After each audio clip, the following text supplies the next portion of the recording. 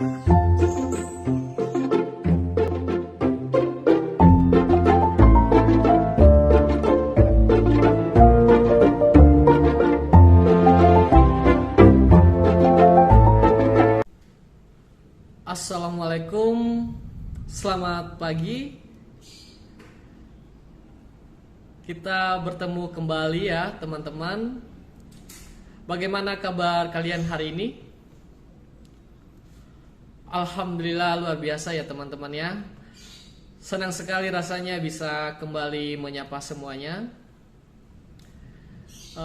Sebelum kita memulai pelajaran pada hari ini, sebaiknya kita berdoa terlebih dahulu supaya kita diberi kelancaran, kemudahan, dan kita semua dapat menerima pelajaran dengan baik. Mari kita berdoa menurut agama dan kepercayaan masing-masing. Berdoa dimulai.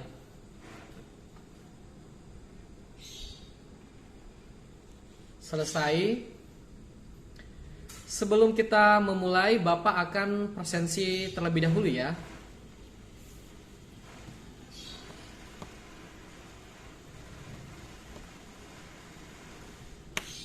Baik, jumlah siswa kelas ini ada 40 orang ya.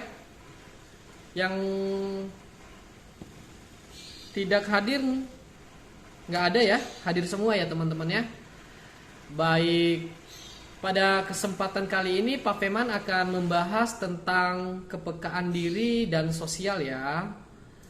Sebelum kita memulai pelajaran pada hari ini, kita perlu pemanasan dulu ya, atau kita ice breaking dulu ya teman. Baik. Nah, ketika Pak Feman bilang tangan, semua bernyanyi. Tangan digoyang-goyang, aduh asiknya. Punggung digoyang-goyang, aduh asiknya. Pinggang digoyang-goyang, aduh asiknya. Aduh asiknya. Ya, kita mulai ya teman-teman ya. 1, 2, 3. Tangan digoyang-goyang, aduh asiknya. Punggung digoyang-goyang, aduh asiknya. Pinggang digoyang-goyang, aduh asiknya. Aduh asiknya. Aduh asiknya. Baik, udah pemanasan ya teman-teman ya. Badan udah digoyang-goyang, pasti teman-teman semua semangat kan? Baik. Tujuan pelajaran kita pada kesempatan kali ini yaitu agar teman-teman semua mengerti tentang kepekaan diri dan sosial. Dan juga kita dapat memahami penting hidup bersosial serta dapat berperilaku yang bertanggung jawab di dalam masyarakat ya teman-teman ya.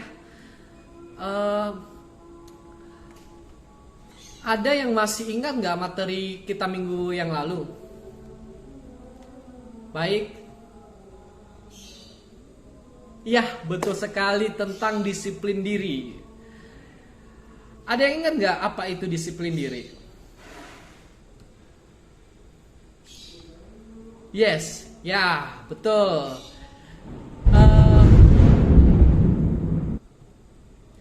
Disiplin diri yaitu sebagai kemampuan untuk terus mendorong diri kita ya, untuk maju, termotivasi dalam kondisi apapun. Meskipun ada kendala, ada gangguan emosional, seseorang yang disiplin tertanam kuat akan mampu mencapai tujuannya ya teman-teman ya. Baik, kita akan lanjut. Kita akan membahas pada kali ini, kita akan membahas kepekaan diri dan sosial ya. Di sini ada yang tahu arti kepekaan atau peka? Coba siapa yang bisa? Baik. Ya, betul sekali. Ya. Kata peka mungkin sebenarnya sudah cukup sering kita dengar selama ini ya. Bahkan bisa jadi kita juga hampir pasti menggunakan kata tersebut dalam percakapan sehari-hari, Kendali demikian masih dimungkinkan nih teman-temannya, ada beberapa orang yang tidak paham arti peka yang sesungguhnya. Arti peka bisa berarti mudah merasa atau mudah terangsang. Kemudian kata peka juga bisa berarti mudah bergerak atau tergerak ya. Peka juga bisa bersifat atau peka juga bisa berarti sifat yang tidak lalai ya teman-temannya. Contohnya teman-teman dalam mengerjakan tugas-tugas tidak lalai, jadi konsisten ya teman-temannya. Jadi karena kepekaan ini akan membuat seseorang lebih menyadari setiap hal yang ada di sekitarnya. Hal ini akan membuat seseorang yang punya kepekaan lebih bersyukur dan menjalani hidup dengan bahagia. Kita akan membahas kepekaan diri dan sosial ya teman-teman pada hari ini. Apa sih itu kepekaan diri dan sosial? Ya, Bapak akan menjelaskan bahwa kepekaan diri dan sosial itu sesuatu atau kemampuan untuk merasakan dan mengamati reaksi-reaksi yang terjadi di lingkungan serta perubahan orang lain yang ditunjukkan baik secara verbal maupun nonverbal ya. Seseorang individu diasah untuk mengenali diri, moral baik buruk, pantas tidak pantas, mulia hinanya, sikap-sikap yang membawa kepada keberhasilan atau pola perilaku yang mengakibatkan kegagalan. Jadi tumbuh kepekaan diri dan sosial tersebut selanjutnya akan membentuk kepribadian seseorang. Begitu juga teman-teman ya. Bentuk kepekaan diri antara lain peka terhadap ekspresi wajah, perasaan, pikiran, dan pendapat dan lain-lain ya teman-teman ya. Sedangkan kepekaan sosial itu contohnya peka terhadap berita di media massa atau di media sosial yang mungkin teman-teman juga gunakan saat ini. Perilaku ikut-ikutan, gosip, fitnah, serta juga dalam pergaulan ya teman-temannya.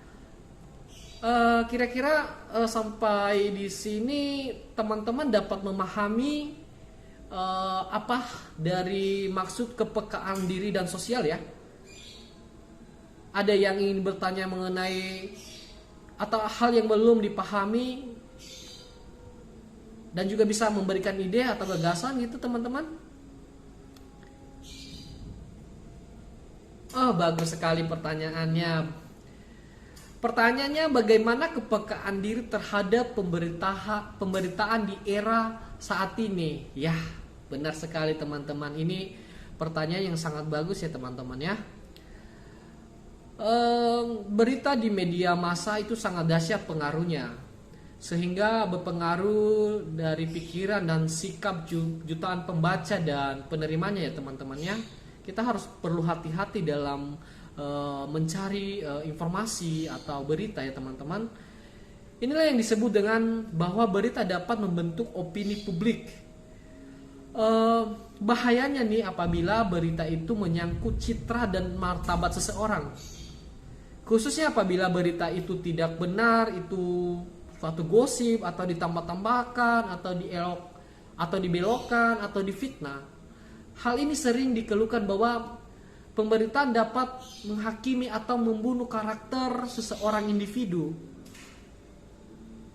Ini tidak adil dan sangat kejam ya. Di samping itu juga seorang jurnalistik memang menganut prinsip anomali ya. Yakin suatu yang aneh, menyimpang, dan unik dinilai sebagai daya tarik ya, biar banyak yang mau mencari informasi tersebut, sehingga sayangnya gitu ya teman-temannya, suatu berita dianggap seolah-olah mewakili keadaan mayoritas pada umumnya ya. Jadi harus kita mengubah opini-opini yang salah ya teman-temannya. Oleh karena itu diperlukan sebenarnya kepekaan hati, sikap kritis dan bijak ya setiap menerima atau mencerna setiap berita. Selain itu, sikap dalam menghadapi setiap gosip atau pemberitaan yang belum tentu benar, pemberitaannya harus kita bisa memilah-milahnya ya teman-teman ya. Sehingga informasi yang kita dapat itu tidak salah ya teman-teman. Baik, sebelum kita lanjut, Bapak akan memberikan kesempatan nih buat teman-teman semua untuk melakukan diskusi dengan teman kelasnya. Kira-kira bagaimana Anda mencermati fenomena perilaku ikut-ikutan? Bapak ngasih waktu 2 menit aja ya teman-teman ya. Ekspresikan aja ya teman-teman, bagaimana Anda mencermati fenomena perilaku ikut-ikutan saat ini ya teman-teman, baik itu yang di media sosial, dimanapun Anda menemukan informasi, bagaimana mencermatinya gitu ya teman-teman ya.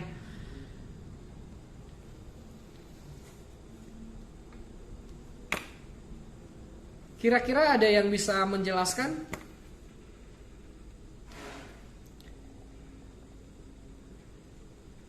Ya, betul ya. Baik. Terima kasih teman-teman ya. Tidak semua hal yang diikuti itu serentak dilakukan oleh banyak orang adalah kebenaran.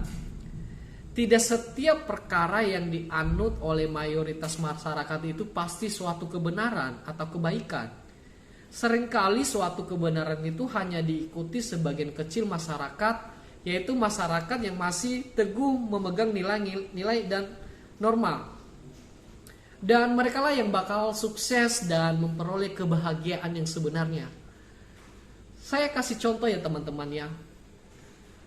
Mayoritas masyarakat barat itu menganut pergaulan bebas dengan segala dampaknya, sehingga penyakit AIDS HIV merajalela.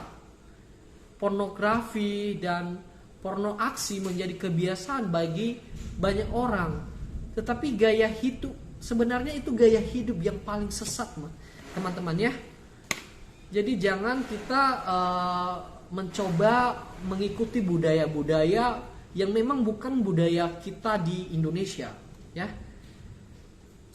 Saya kasih satu lagi contoh seperti kebiasaan atau budaya tidak merokok ya. Sepertinya sedikit masyarakat yang mengikutinya ya. Sebagai kecil saja orang yang tidak merokok, tapi bukanlah sebenarnya perilaku tidak merokok itu yang sehat ya teman-teman. Ya pastinya itu yang paling sehat. Untuk itu ya teman-teman, kita mengantisipasi perilaku ikut-ikutan ini. Kita memiliki pribadi yang berkarakter sesuai dengan kepribadian bangsa yang kita cintai ini ya. Baik, selanjutnya teman-teman, kira-kira nih teman-teman, bagaimana kita menumbuhkan kepekaan sosial di dalam masyarakat atau di lingkungan kita berada? Kira-kira di kelas ini ada yang bisa menjelaskan?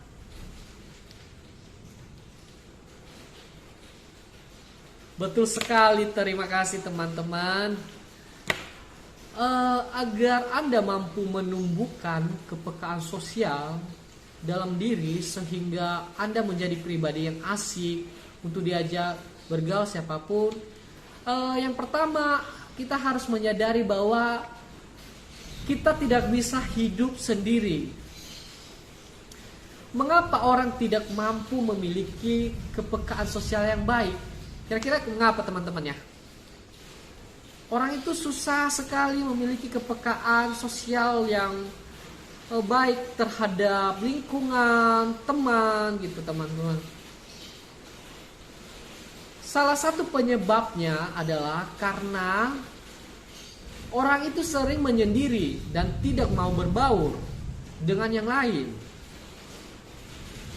Ia ada dalam suatu lingkungan tetapi ia tidak pernah mau untuk berkumpul bersama-sama dengan orang-orang yang ada di lingkungannya. Tiap ada kegiatan bersama dengan orang-orang di dalam lingkungannya, tiap ada kegiatan bersama, orang seperti ini cenderung tidak mau hadir. Sedangkan di mata Tuhan kesendirian adalah hal yang tidak baik ya teman-teman ya. Kesendirian akan menjadikan manusia tidak memiliki penolong yang baik atau yang sepadan. Sebab Tuhan menciptakan manusia dalam sebuah kebersamaan dengan manusia yang lain. Karena itu dalam rangka membangun kepekaan sosial, keluarlah dari kesendirian dan masukilah kehidupan bersama dengan orang lain dan sekitar Anda. Ya, paham ya teman-teman ya. Terus bergaullah sebanyak-banyaknya dengan orang. Ketika kita berjumpa dengan banyak orang akan membuat kita makin mudah mengetahui perbedaan karakter dari tiap-tiap pribadi. Ketika Tuhan menciptakan manusia, Tuhan menciptakan dengan keunikan dan kekhususan masing-masing. Di dunia ini teman-teman, tidak ada manusia yang sama persis ya. Mungkin si Rino dengan Rani nggak mungkin sama. Karakternya, wajahnya gitu. Orang yang kembar identik pun tetap memiliki perbedaan satu dengan yang lainnya. Karena itu ketika kita membiasakan diri kita untuk bergaul dengan banyak orang, hal itu akan mengasah kemampuan kita untuk melihat masing-masing orang dengan keunikannya. Terus kita harus memperhatikan dan memperbaiki cara berbicara kita ya teman-teman, untuk bisa berinteraksi dengan lingkungan, ya, dengan bersosial gitu ya teman-teman ya. Cara berbicara adalah hal yang perlu untuk kita perhatikan dalam hidup bersama dengan orang lain. Banyak orang dalam kehidupan sehari-hari berselisih, bertengkar. Ya mungkin teman-teman juga pernah merasakan hal sedemikian. Karena cara berbicaranya yang tidak menunjukkan kepekaan terhadap orang-orang yang ada di sekitarnya. Keterlibatan dalam organisasi akan mengasah kita untuk memiliki kepekaan dalam mengutarakan ide, pendapat, sehingga tidak melukai orang lain teman-teman ya. Keterlibatan ini juga akan membuat kita mampu mengenali cara berpikir, cara berbicara orang lain, sehingga sedikit banyak kemampuan kita mengenal orang lain lebih terasa.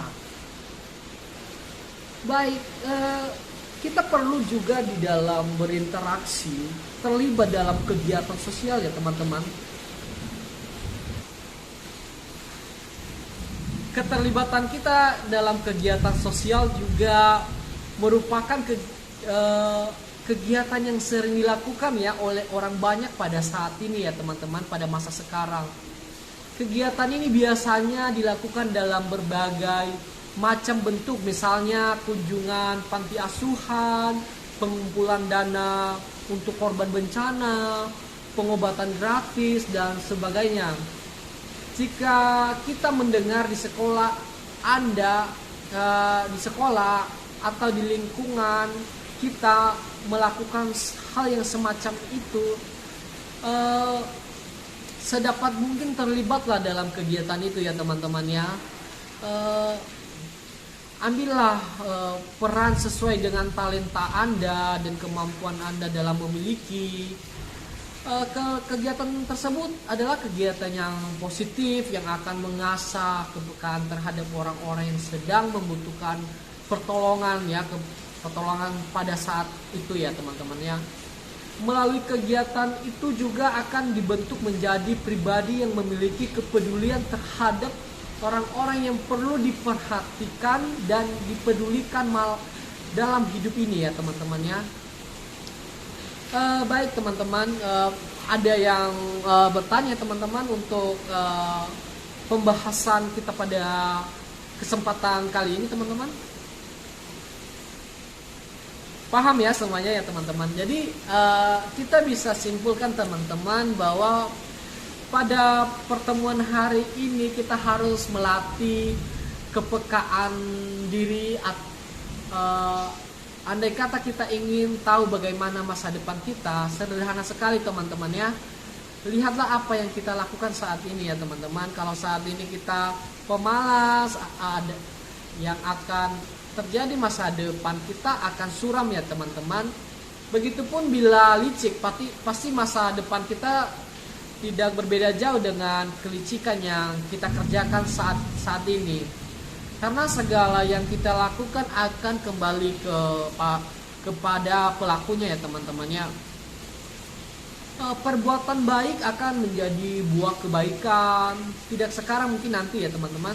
Begitu pula jika amat buruk yang dikerjakan pasti berbuah keburukan pula.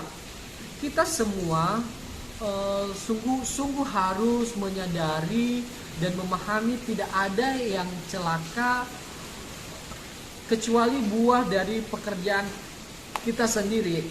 Oleh karena itu